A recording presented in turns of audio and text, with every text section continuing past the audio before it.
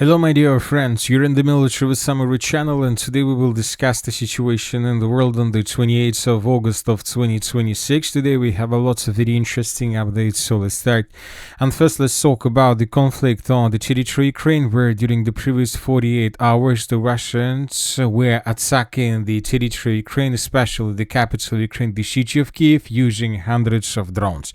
So this is something like a mega strike. This attack started through the evening or through the night between the 26th and the 27th of August of 2026, when the Russians used hundreds of drones and dozens of missiles.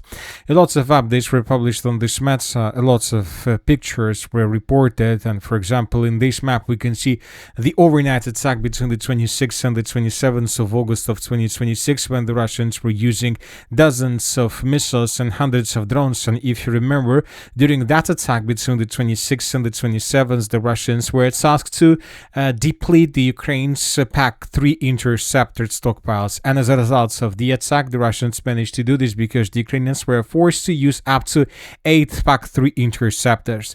The next day, the Russians continued attacking the territory of Ukraine, and this picture was published this morning, and here we can see the approximate route of drones that the Russians used to attack once again almost just the capital of Ukraine, the city of Kiev. The Russians were attacking from the northeastern direction. The drones were launched from the area of the drone port Symboulova. So this is the launching site of Russia to the north of the city of Orikhiv. So there is a very big drone port. We haven't, the map hasn't been updated in this area, but there is a very big drone port that the Russians used to attack the territory of Ukraine. The drones were flying along the Bryansk region, then they approached the border between Belarus and Ukraine, then they moved along the border, and then the drones were flying along the river of Dnipro in the southern direction to attack facilities in the southeastern parts of the Kyiv agglomeration. The next day, between the 27th and the 28th of August of 2026, the Russians used a drone port from the area of the Donetsk air base, and these drones were launched from the northern parts of the city of Donetsk. So this is the city, and this is the one of the biggest Russian drone ports, and using this drone port the Russians launched hundreds of drones in the northwestern direction, and the drones were flying along the river of Dnipro to attack the southeastern and the southwestern parts of the Kyiv agglomeration. And during the previous probably even 72 hours, lots of explosions were recorded through this territory, mainly through the capital Ukraine. And the most important thing that now we see this evening on the 28th of August of 2026, that neither the Russians nor the Ukrainians stopped massive attacks, and this evening we start receiving reports that more drones were recorded over the airspace of the city of Kiev, and this evening we start receiving reports from the capital of the Russian Federation, the city of Moscow. The mayor of Moscow stated that first drones were recorded approaching the capital of Russia, and these drones were intercepted and destroyed somewhere to the southwest of the capital, which means that most likely during the upcoming nights between the 28th and the 29th of August of 2026, the Ukrainians would use most likely maybe even thousands of drones to attack in the northeastern direction with the purpose to hit and damage facilities on the territory of the city of Moscow. And most likely we understand what exactly the Ukrainians are going to attack. So let's discuss everything in details. And first, let's continue with the Ukraine attack. Once again, just a small summary. The Russians, during the previous 72 hours, launched hundreds of drones and dozens of missiles, and the Russians were mainly attacking the capital of Ukraine, the city of Kiev, and lots of facilities, lots of malls were destroyed, especially through the southeastern part in the area of the city of Boryspil. So this video was published yesterday, and here we can see the facilities that were badly damaged or even destroyed by Russians. And the most important thing is a fire anomaly that was recorded through the area, and this we have a very big fire anomaly through this part of the Kyiv agglomeration. The next wave of attack of Russian drones attacked the southwestern parts of the capital Ukraine. We are talking about the settlement of Vishnevaya and Svetopetrivska. Here we have also a very big fire anomaly. More precisely, we have 3 fire anomalies at different places. The most important thing is that according to information we have, the Russians also destroyed destroyed up to 3 warehouses in this area. And we have these pictures and these updates, which means that most likely these 3 facilities were destroyed. And you know that this is something new. This is not just a logistic war. This is not something like a fuel war or something like this. Today we received a report that today 90% of the logistics of grocery chains have been destroyed. That was stated by pro-Ukrainian sources. So it's not like probably even the logistic war. It seems that this is something like retail war between Russia and Ukraine. But it's as of the evening of the 28th of August of 2026, we see that only the Russians attacked the retail network of different enterprises on the territory of Ukraine, but the Ukrainians still haven't attacked even a single one. The Ukrainians attacked mainly malls, not malls, even warehouses of different enterprises that are connected with internet, with different internet malls, internet trade, and so internet retail, not like a physical one. But the thing is that just a minute ago I told you that the mayor of Moscow stated that first drones were intercepted that were approaching the capital of the Russian Federation, and we believe that during for the upcoming overnight attack, most likely the Ukrainians are tasked to do the same. Most likely during the upcoming night, the Ukrainians would try to hit and destroy retail network of Russia, especially through some parts of the southern parts of the capital of the Russian Federation. So today we expect a very powerful attack from the Ukrainian side, and they would try to attack retail network.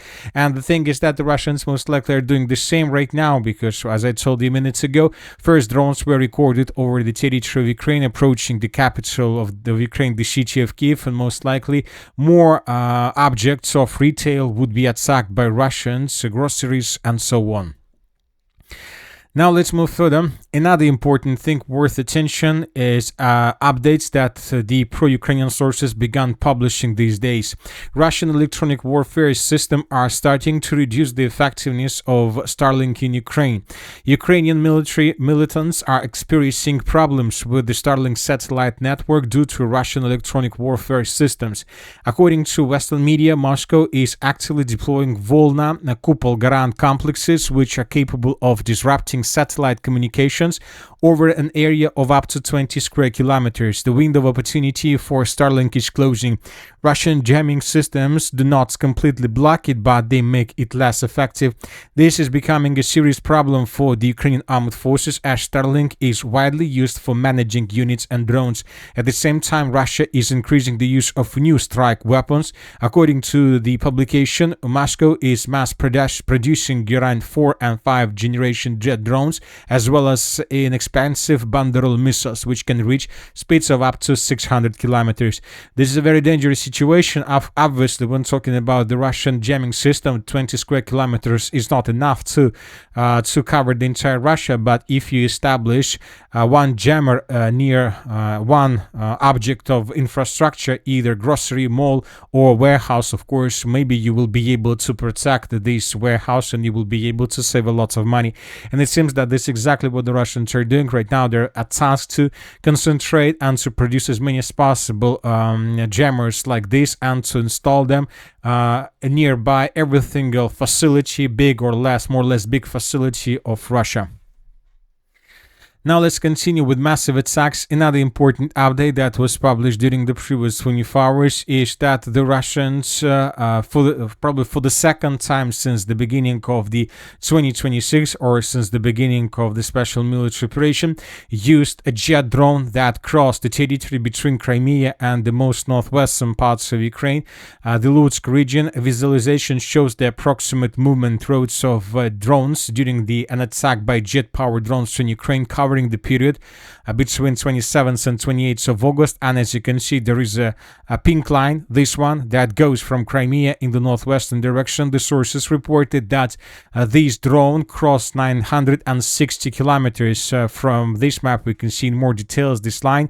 Record 960 kilometer flight distance for Garrison 4 kamikaze drone, and this drone started its trip somewhere from the southern parts of Crimea, and it's moved along the border with Transnistria, Romania, crossed up to 960 kilometers and disappeared somewhere in the northwestern parts of Ukraine in the area of the cities of Lutsk and Kovel.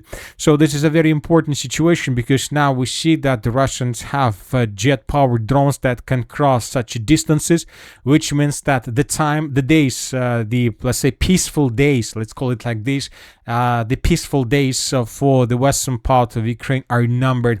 Since the beginning probably of the previous year, the Russians were almost only attacking the central part of Ukraine, the eastern parts of Ukraine, and probably since the beginning of the previous year, the Russians used probably 2 or 3 attacks through the western parts of Ukraine. So all attacks through the western parts of Ukraine are numbered, so it's a very small number.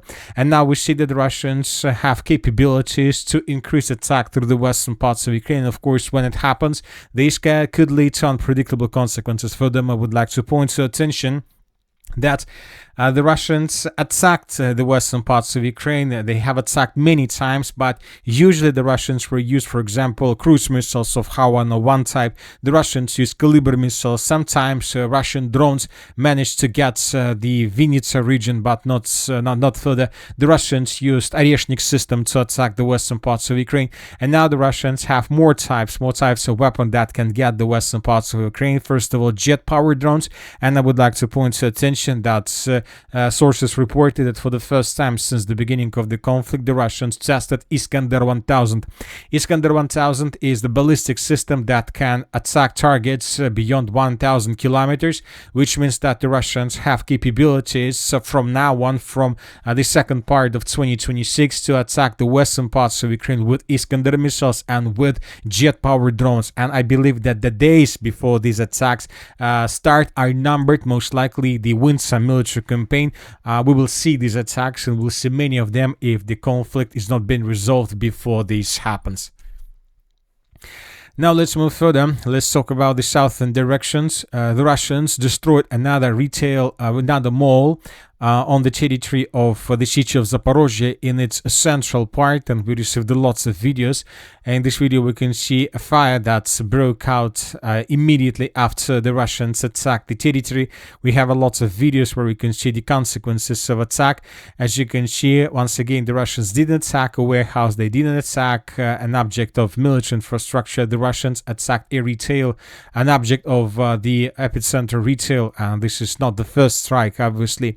And the city of Kharkiv, the same story. The Russians in the central part of the city, in the northeastern parts of the city more precisely, destroyed this mall, and as a result of attack, this facility was badly damaged.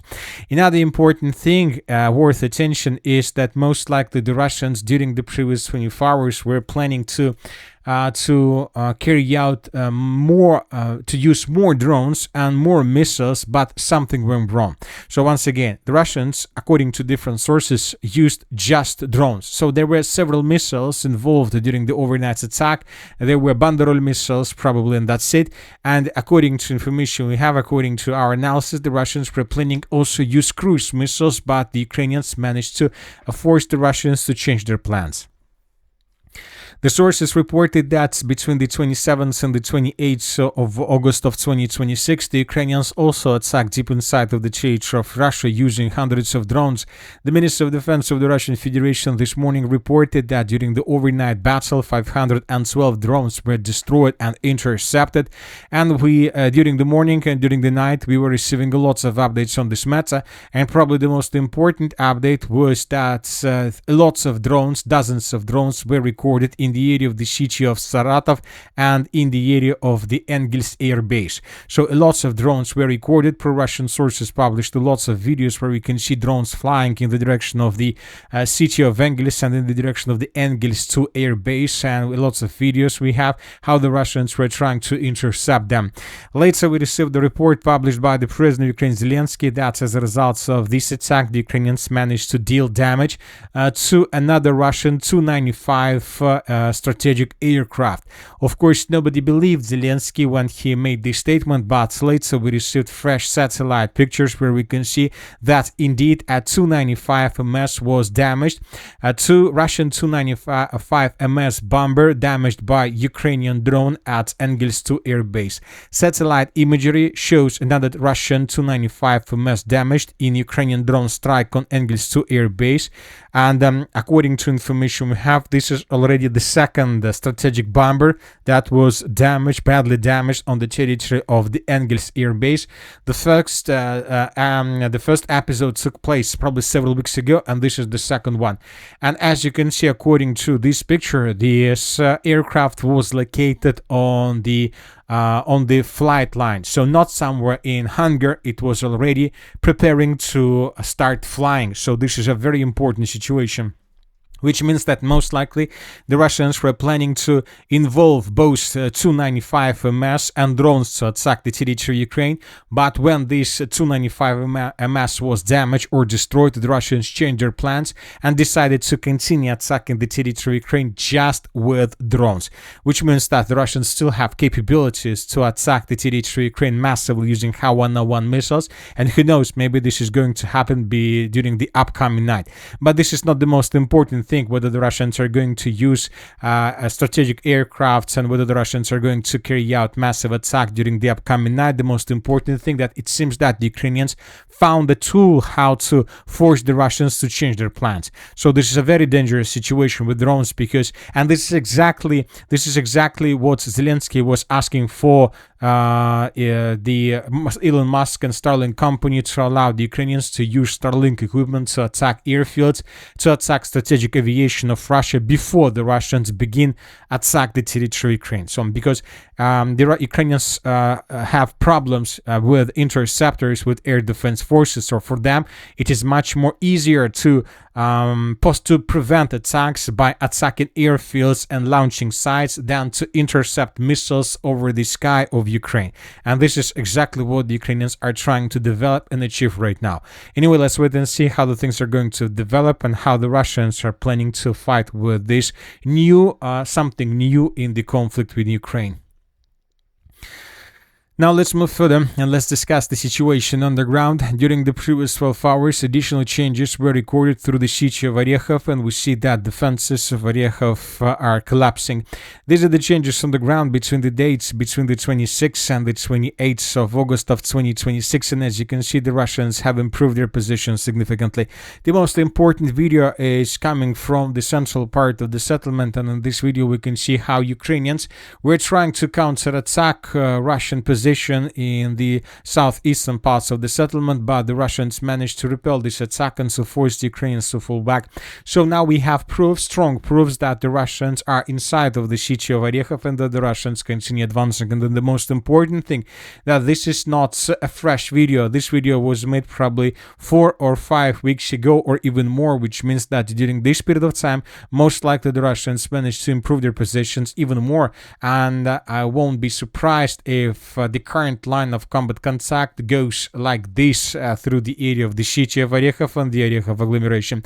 Anyway, the Russians would try to take the city of Orikhiv under complete control before the parliament elections, and then the battle for the Yurkovka-Tavriiska agglomeration begins. The Russians would try to maintain the lines, of course, to shorten the distances between the cities of Vozdvizhevka, Orikhiv, Gulyai-Polye, and then from these positions the Russians would continue their offensive operation further the northwestern direction, but this is already most likely the summer military campaign of 2027.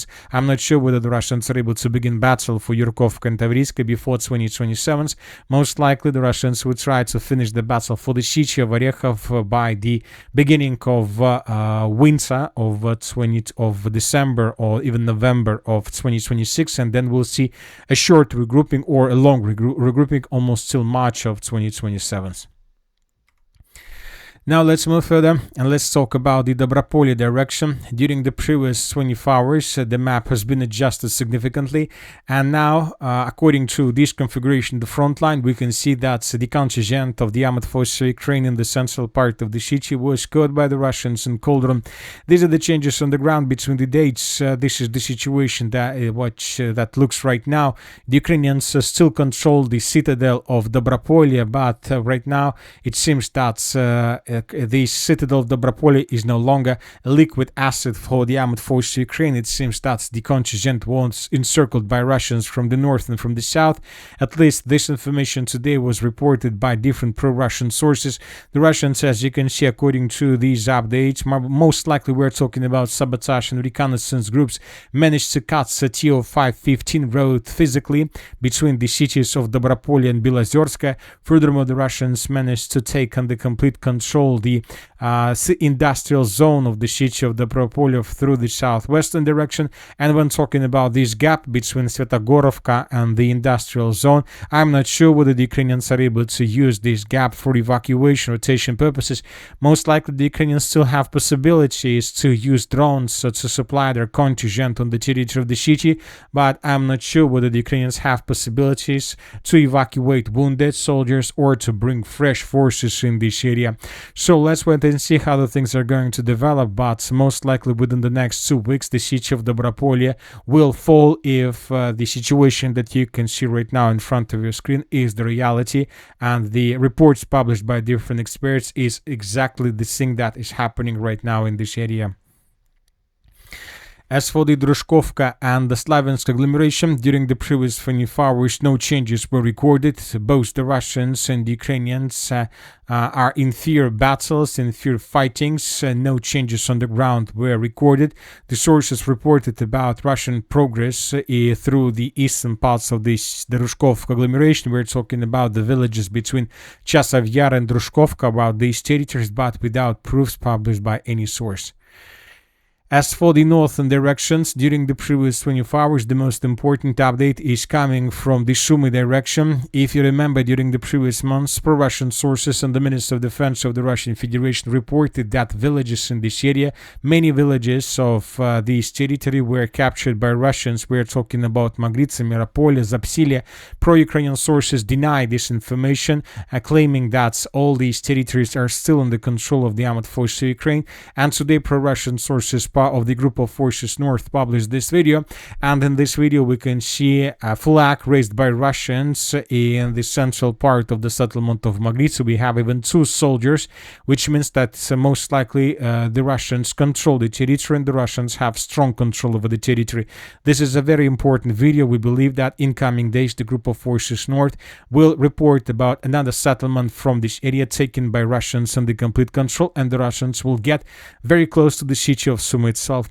Another important thing I would like to point to your attention, that the Russians right now are attacking lots of let's say sites, lots of places, but you know that, and the Ukrainians we see show fierce resistance and so on. We need to understand that this is not just about territories, of course. As of now, and as of the current warfare, as of the current status of how exactly both the Russians and the Ukrainians are attacking each other, it seems that Ukrainians are tasked not to allow the Russians to take under control any airfield through the eastern parts of Ukraine. The Russians use airfields to launch drones. The Russians turns airfield into drone ports, and they use them to launch drones deep inside of the territory of Russia.